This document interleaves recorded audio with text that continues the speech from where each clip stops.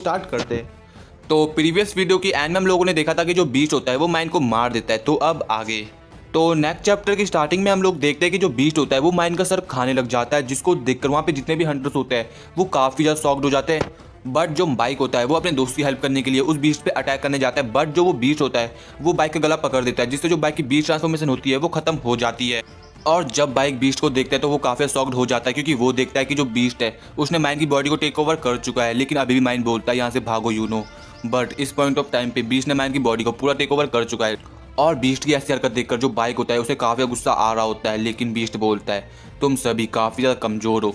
और जो बीस्ट है उसने माइन की बॉडी टेक ओवर नहीं करी, उसके साथ साथ उसने उसकी ताकत, उसकी नॉलेज सबको कंज्यूम कर चुका है। एंड फिर वो बाइक को बोलता है तुमने हमारी क्वीन को मार दिया, अगर मैं तुम्हारे सभी सोल्जर्स को भी मार दूँ तो उतना भी काफ़ी नहीं होगा। और फिर वो बीस्ट बाइक से पूछता है तुम्हारा राजा कौन है। एंड ये सुनने के बाद जो बाइक होता है उसे कुछ समझ नहीं आता, क्योंकि जो उनके सभी साथी है वो घायल पड़े हुए हैं। लेकिन तभी जो वो बीस्ट होता है उसे बाहर से एक स्ट्रॉन्ग अपीयरेंस फील होती है, तो वो बाहर उस इंसान को मारने चले जाता है।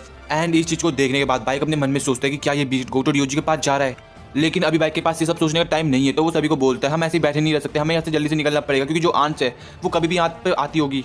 लेकिन जैसे ही बाइक ने ये बात बोली थी उसी के तुरंत बाद जो आंट्स होती है वो भी बाइक की टीम की तरफ ही आगे बढ़ रही होती है उनको खत्म करने के लिए। और इसके बाद फिर सीन चेंज होता है एंड हम लोग देखते हैं टीम अल्फा को, यानी गोटो रियोजी की टीम को, जो कि कहीं जा रहे होते हैं। एंड उन्हीं की टीम की मेंबर एक बोलती है कुछ तो गड़बड़ है, क्योंकि हमने team Charlie and team delta से हमारा कनेक्शन कट ऑफ हो चुका है। तो गोटो बताता है शायद कुछ सिग्नल में गड़बड़ हो गई होगी। एंड फिर वो टीम ब्रावो को कॉन्टैक्ट करता है। एंड उसके बाद फिर हम लोग देखते हैं कि जो टीम ब्रावो के मेंबर होते हैं वो टीम अल्फा के मेंबर से कांटेक्ट कर पा रहे हैं। और उसके बाद फिर गोटो टीम ब्रावो के मेंबर से पूछते हैं कि क्या तुम्हारा भी कनेक्शन कट ऑफ हो चुका है team Charlie and team delta से, जिस पे जो टीम ब्रावो की मेंबर होती है वो बताती है हाँ। एंड अभी वो बस टीम अल्फा से कांटेक्ट किया है उन्होंने। एंड इसी के बाद जो गोटो होता है वो टीम ब्रावो को एक्सट्रैक्शन पॉइंट में आने को बोल देता है। लेकिन इसी के बाद गोटो को जापान के चेयरमैन मात्सुमोटो का कॉल आता है। और अगला सीन हम लोग देखते हैं चाइना के बैटलशिप का, जहाँ पे वो लोग बात कर रहे होते हैं कि मेरे को लगता है कि जो जापान है वो साउथ कोरिया के खिलाफ कोई प्लान बना रहा है, क्योंकि जापान ने इस रेट पे काफी ज्यादा पैसे इन्वेस्ट किए हैं। एंड ऐसा हो सकता है कि जो जापान है वो गोटो को एक नेशनल लेवल का हंटर बनाना चाहती हो। एंड एक नेशनल लेवल का हंटर बनने के लिए उसको एस्ट्रेंथ डंजन क्लियर करना पड़ेगा। एंड जो उसके प्रीवियस रिकॉर्ड है ऐसा हो सकता है कि वो इस रेट को क्लियर कर दे। और उसके बाद फिर सीन चेंज होता है एंड हम लोग देखते हैं गोटो को, जो कि उस जगह पहुंच जाता है जिस जगह उसके टीममेट्स मरे हुए थे। एंड जब वो अपनी टीम को मरा हुआ देखता है तो वो काफी शॉक्ड हो जाता है। एंड जो चेयरमैन होते हैं वो गोटो से पूछते हैं गोटो क्या हुआ, मेरे को जल्दी बताओ। एंड इसके बाद फिर गोटो चेयरमैन को बताता है कि जो हमारे हंटर्स है वो मारे जा चुके हैं। एंड ये सुनने के बाद जो चेयरमैन होते हैं वो गोटो को बोलते हैं देख के ऐसा लग रहा है कि हमने बेफालतू का नुकसान झेल लिया है, एंड अगर ये इस फाइट को अवॉइड करना चाहते तो ये कर भी सकते थे। एंड ये बात सुनने के बाद जो गोटो होता है वो चेयरमैन मात्सुमोटो को बोलता है हाँ आपने सही कहा, एंड आपको इनकी चिंता करने की कोई जरूरत नहीं है। एंड ये आन से इसीलिए हारे क्योंकि ये लोग कमजोर थे। एंड ये सुनने के बाद जो चेयरमैन होते हैं वो गोटो को बोलते हैं तुम पहले की तरह हो कोल्ड एंड हार्श, एंड जब तक तुम हमारे साथ हो हम इन छोटे मोटे हंटर को खो भी देंगे तो कोई फर्क नहीं पड़ता। एंड जो जापान के चेयरमैन होते हैं वो गोटो से ये भी पूछते हैं कि जो साउथ कोरिया के हंटर्स है वो अभी भी कोई नाम से लड़ रहे हैं क्या, जिसपे जो गोटो होता है वो बोलता है हाँ।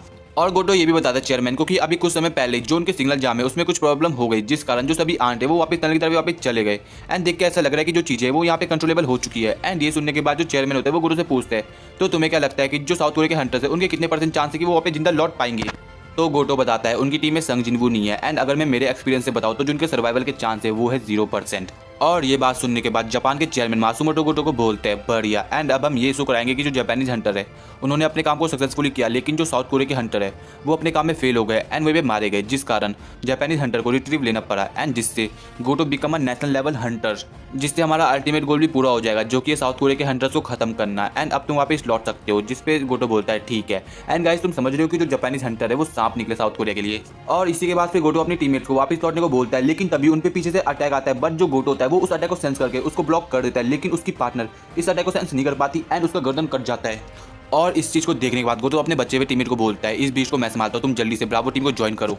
तभी वो हंटर बोलता है लेकिन सर, एंड जो गोटो होता है वो उसकी बात करते हुए बोलता है अगर ये बीच रियल में स्ट्रांग हुआ तो तुम बस मेरे रास्ते में एक बाधा बनोगे।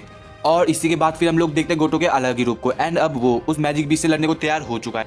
लेकिन तभी वो बीस्ट गोटो को बोलता है क्या तुम यहाँ के राजा हो। और ये बात सुनने के बाद गोटो बोलता है हाँ मैं यहाँ का राजा ही हूँ। और इसी के बाद जो बीस्ट होता है वो अपने अंदर से मैजिकल पावर को रिलीज करता है, जिस पावर को सेंस करने के बाद ही गोटो की फट जाती है। और इसी के तुरंत बाद ही जो वो बीस्ट होता है वो गोटो की शॉर्ट को तोड़कर उसकी गर्दन काट देता है। तो इस मौत से हमने सीखा कि जो दूसरों के लिए गद्दा खोदता है वो उस गद्दे में खुद ही गिर जाता है। और इसके बाद फिर सीन चेंज होता है एंड हम लोग देखते हैं जोंग को, जो कि काफी ज्यादा इंजर्ड होने के बावजूद भी काफी सारे आंट को हैंडल कर रहा होता है। और देखकर ऐसा लग रहा होता है कि अभी कुछ ही समय में जो साउथ कोरिया के हंटर्स है वो मारे जाने वाले हैं। लेकिन तभी कहानी में एक ट्विस्ट आता है एंड हम लोग देखते हैं उस जगह एक शैडो सोल्जर अपेयर होता है जो कि आंट्स को संभाल रहा होता है। और ये चीज़ देखने के बाद जो बाइक होते हैं वो भी काफ़ी शॉक्ड हो जाते हैं। और तभी सीन चेंज होता है एंड हम लोग देखते हैं कि ये काम होता है जिन्वू का, जो कि बोलता है एक्सचेंज। और इसके बाद फिर सीन चेंज होता है एंड हम लोग देखते हैं उसी कैमरामैन को जिसकी मौत उसके सामने खड़ी होती है।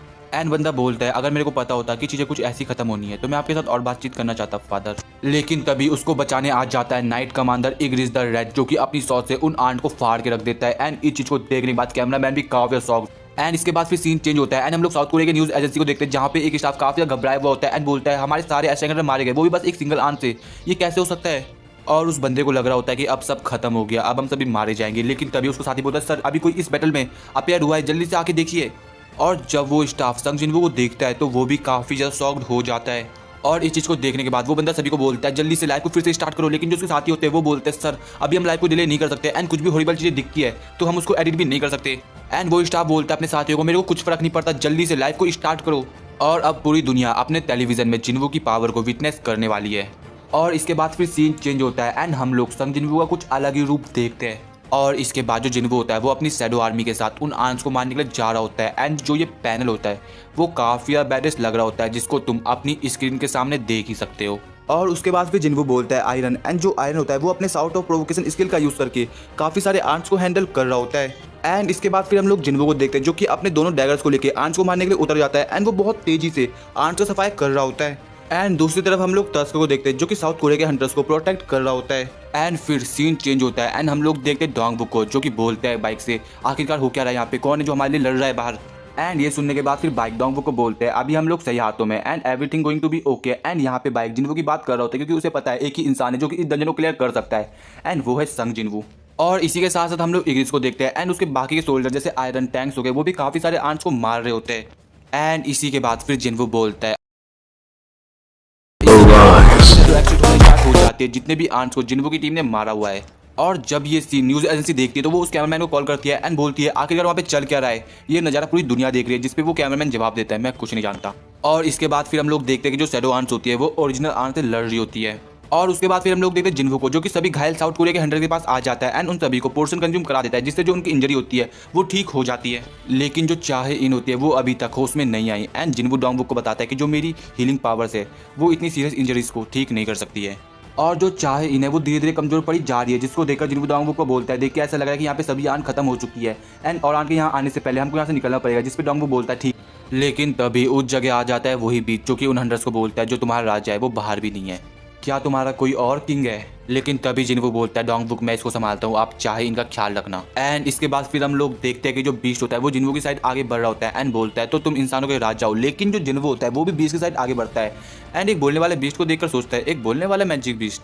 एंड अब होने वाली है एक तगड़ी फाइट। तो गाइस यहीं पे जो अपना एपिसोड होता है वो खत्म हो जाता है। तो अगर तुम्हें आज की ये वाली वीडियो पसंद आई हो जरा सा भी तो वीडियो को लाइक कर देना, चैनल को सब्सक्राइब कर देना एंड इस वाली वीडियो को अपने दोस्तों के साथ शेयर भी कर देना। तो अब मिलते हैं नेक्स्ट वीडियो में, तो अभी के लिए बाय बाय।